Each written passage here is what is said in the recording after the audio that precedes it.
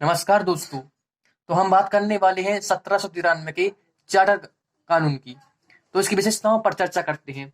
इसकी सबसे पहली विशेषता थी कि गवर्नर जनरल की शक्तियों को आगे सभी गवर्नर जनरलों के लिए प्रदान कर दिया गया था। चूंकि हम जानते हैं कि गवर्नर जनरल की जो परिषद थी उसमें 4 सदस्य थे, तो 4 सदस्यों के सर्वसम्मति से निर्णय नहीं ले जाते थे, बल्कि निर्णय गवर्नर जनरल ही करता था। इसको आगे आने वाले सभी गवर्नर जनरलों के लिए 1793 के चार्टर कानून के माध्यम से बढ़ा दिया गया था। इसकी दूसरी विशेषता थी अधीनस्थ बॉम्बे और मद्रास प्रेसिडेंसी। तो अधीनस्थ जो बॉम्बे और मद्रास प्रेसिडेंसी थी उसको बंगाल के गवर्नर के जनरल के अधीन कर दिया गया था।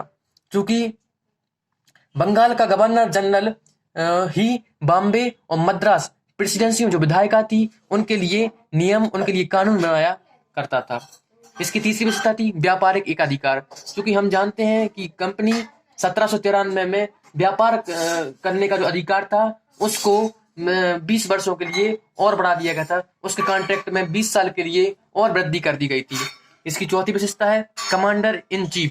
जैसा कि हम जानते हैं कि कमांडर इन चीफ जो सेनापति था, जो ब्रिटिश सरकार की सेना थी उसका प्रधान था, उसको जो परिषद थी, गवर्नर जनरल की परिषद थी, उसका सदस्य अभी तक होना जरूरी था। परंतु 1793 के चार्टर कानून के माध्यम से कमांडर इन चीफ को परिषद के सदस्य न होने पर भी मंजूरी दी गई थी।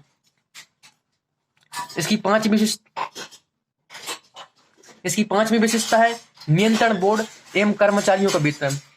तो भारत में जैसा कि हम जानते हैं कि कर्मचारी जो ब्रिटिश कंपनी थी उसमें भ्रष्टाचार व्याप्त हो गया था, तो ब्रिटिश सरकार ने व्यवस्था कर दी कि जितना भी वेतन दिया जाएगा वो ब्रिटिश कंपनी के कर्मचारियों को नियमित रूप से दिया जाएगा और भारत की निधि के माध्यम से दिया जाएगा। परंतु हम समझ सकते हैं कि इसका उद्देश्य भारत की संचित निधि पर अतिरिक्त बोझ डालना था, भारत को लूटना था। धन्यवाद। नमस्कार दोस्तों। तो आज हम बात करने वाले हैं 1813 के चार्टर कानून की। तो सबसे पहले बता दें कि 1813 का चार्टर कानून आखिर क्यों लाया गया था। तो इसकी पृष्ठभूमि में फ्रांस, जिसका शासक नेपोलियन था, और इंग्लैंड, दोनों के बीच में एक झगड़ा उत्पन्न हो गया था, एक युद्ध उत्पन्न हो गया था। तो इस युद्ध के कारण जो कंपनी थी उसके व्यापारिक कार्यों में एक अनावश्यक हस्तक्षेप उत्पन्न हो गया था, उसमें असुविधा हो रही थी। इस कारण से इंग्लैंड की जनता चाहती थी, इंग्लैंड के लोग चाहते थे कि कंपनी के व्यापारिक कार्यों में कटौती की जाए। तो आइए इसकी विशेषताओं पर चर्चा करते हैं। तो सबसे पहली विशेषता है कंपनी के व्यापारिक एकाधिकार में कमी।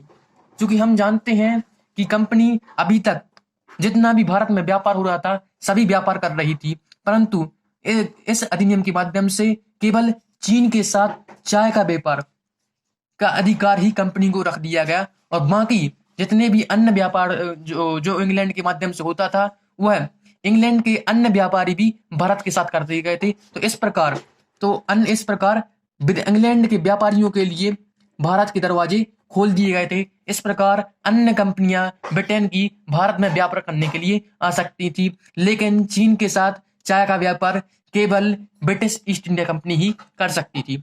इसकी दूसरी विशेषता है शिक्षा का प्रसार। तो शिक्षा का प्रसार करने के लिए इस 1813 के चार्टर कानून में 1 लाख रुपए की व्यवस्था की गई थी, और 1 लाख रुपए भारतीयों पर अंग्रेजी शिक्षा में व्यय किए जाने थे, जिसका उद्देश्य भारतीयों को अंग्रेजी शिक्षा के मुताबिक एक ट्रेंड करना था और उन्हें अंग्रेजों का गुलाम बनाना था। इसकी तीसरी विशेषता है ईसाई धर्म का प्रचार प्रसार। तो चूंकि इंग्लैंड की सरकार ईसाई धर्म के प्रचार प्रसार करना चाहती थी, और इस उद्देश्य के लिए कलकत्ता में एक चर्च अथवा गिरजाघर की स्थापना की गई, और उसमें 3 पादरियों की नियुक्ति भी की गई थी। तो इस प्रकार भारत में ईसाई धर्म के प्रचार प्रसार का रास्ता स्पष्ट हो गया। इसकी चौथी विशेषता थी कर संग्रह।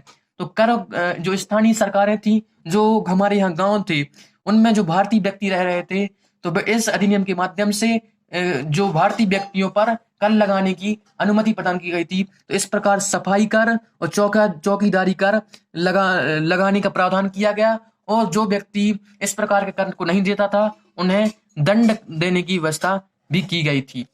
धन्यवाद।